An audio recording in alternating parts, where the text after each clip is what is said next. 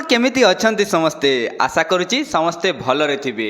बंधुगण अगस्ट मास आसु आसु ही आपको खुशी खबर मिली साराणी। थंबनेल देखि आपण जानि सारिबेनी जे मु कोन कथा कहूची।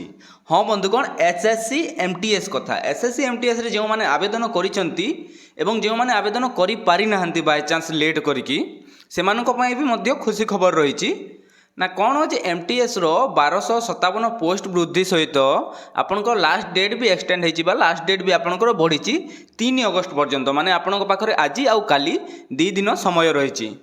जो मैंने भी जदि आवेदन करि ना कौन कारणवशत आपण आज ही जाकि आपण निकटस्थ ऑनलाइन सेंटर किंबा निज फोन द्वारा भी आपण आवेदन करनियंतु। तो बंधुगण आपंकर एमटीएस रे 4887 पोस्ट एवं हावेलदार रे आपंकर थिला 3439 पोस्ट। मात्र एबे एमटीएस रो 4887 पोस्ट बढ़ी की 6144 हो जाइए। टोटाल आपंकर एठी 9538 पोस्ट। हाँ बंधुगण 1257 पोस्ट आपंकर वृद्धि होती जहाँकि गोटे बहुत भल न्यूज रही। तो बंधुगण जो मैंने भी आवेदन करना शीघ्र जाकि आवेदन कर दिंतु।